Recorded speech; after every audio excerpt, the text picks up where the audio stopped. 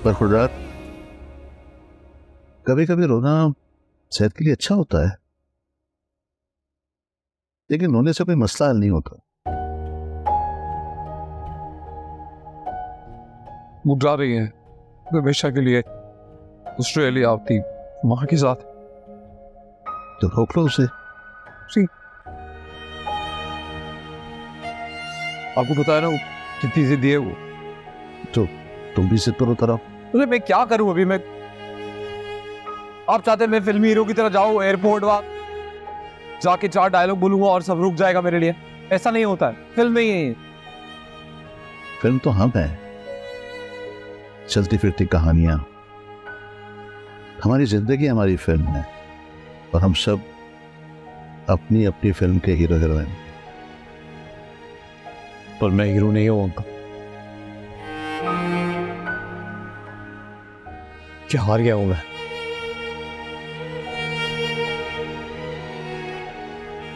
ये हीरो का हार जीत से कुछ लेना देना नहीं होता। हीरो वो नहीं होता जो जीतता है। हाँ, हीरो वो होता है जो हार नहीं मानता, गिरता है, बार बार गिरता है, पर पहले से ज्यादा ताकत से उठता है। गिरने का मतलब हार थोड़ी होता है, लेकिन गिर के उठने की चाह का खत्म हो जाना, ये असल में हार। तुम्हारे बस का तो कुछ है नहीं। आजकल के नौजवान ना इस सीनियर हीरो को ही कुछ करना पड़ेगा। क्या मतलब? क्या करेंगे आप? उनके ऑस्ट्रेलिया जाने से पहले आखिरी बार अलाया की वालिदा से मैं खुद बात करूंगा।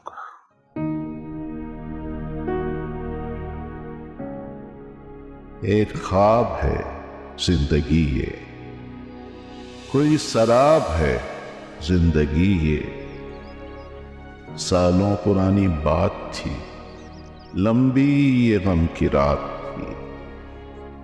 अब जो तुझसे मिलूंगा मुझे पूछना है सवाल कोई, मुझ में बसता है ख्याल कोई। तू मेरा होकर क्यों ना मेरे पास रहा, शायद मेरे इस ख्याल का सवाल का बदबख्त जवाब है जिंदगी ये, जिंदगी ये। रोहान, तुम्हें इन्हें यहाँ लेकर नहीं आना चाहिए था। का कोई कसूर नहीं है। Come on man, he's a hero. He's my hero. रुक जाओ, मेरी बात सुनकर जाना। बैठ जाओ बस। मैंने तुम्हें कहा था मैं लौट आऊंगा, सर तुमने थोड़े से इंतजार में ही हार मान ली। जो कुछ भी हुआ मैं तुम्हें माफ कर दूंगा, लेकिन तुम बच्चों पर जुल्म मत करो। तुम मुझे माफ करोगे? तुम मुझे माफ करोगे हुमायूं? 25 साल गुजरने के बाद अपने आप को माफ नहीं कर सकी क्या? क्यों मैंने अपनी जिंदगी की सारी खुशियां तुम पर निछावर की? क्यों मैंने तुम्हारे जैसे वादे के झूठे शख्स पर एतबार किया, अपने खानदान वालों से मुंह मोड़ लिया तुम्हारी खातिर? मैं तो अपने आप को माफ नहीं कर सकी हुमायूं, तुम मुझे क्या माफ करोगे? मैं लौट कर आया था अंबर। कब? 2 हफ्ते का कह के गए थे ना? 2 महीने तक तुम्हारी कोई खबर नहीं थी। मैं 2 महीने तक कोमा में था।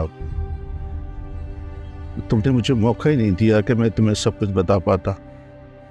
अगर मैं तुम्हें बताता कि अम्मी जान ने अपनी कसम देकर मुझे हैदराबाद बुलाया है ताकि मैं भी पूरी फैमिली के साथ शुमाली इलाकों की सैर को जाऊं, तो तुम मुझे कभी इजाजत ना देती। 1 मिनट, तुम्हारी सारी फैमिली एक्सीडेंट? सारी फैमिली। तो कुदरत ने मौजज़ा किया कि 1 साल का रूहान, उसे कोई खराश तक नहीं आई, और उसके अलावा अगर कोई सांस बाकी थी तो वो मेरी थी। मेरी बस सांस ही बाकी थी। होश तो मुझे 6 हफ्तों बाद आया, और फिर डॉक्टर ने जब मेरी गोद में नन्हे रूहान को दिया तो मुझे लगा कि मुझे गिरकर उठना होगा। मैं अपनी अंबर का हीरो हूं। सब कुछ खो जाने के बाद भी अंबर, मैं हैदराबाद भी नहीं गया, सीधा यहाँ आया। यहाँ आया तो कैंटीन वाले शमशाद भाई ने मुझे बताया कि उसने तुम्हें किसी मर्द के साथ गले मिलकर जाते हुए देखा, और उसके बाद तुम हमेशा हमेशा के लिए ऑस्ट्रेलिया चली गई। और फिर मैं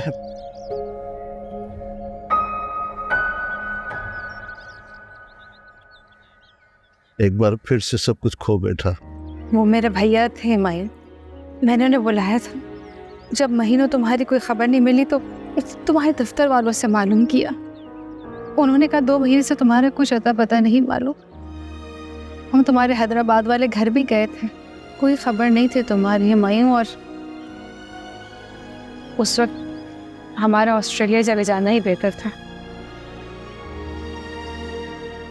पता नहीं क्यों मुझे यकीन हो गया था कि मुझसे निकाह करके तुम हमेशा के लिए हमें छोड़ के जा चुके हो।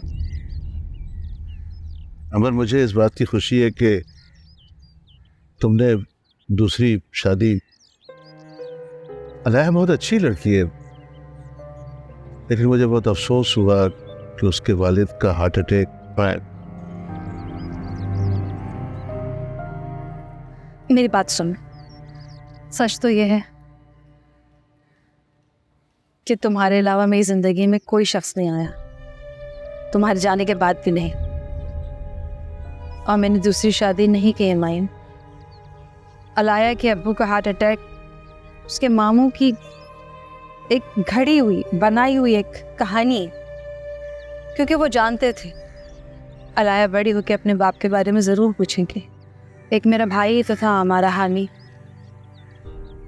मैंने भी यही कहानी घड़ी, लेकिन हकीकत ये है कि अलाया सिर्फ मेरी नहीं, वो हमारी बेटी है। फिर से कहानी बुनी है जो कहीं अनसुनी है।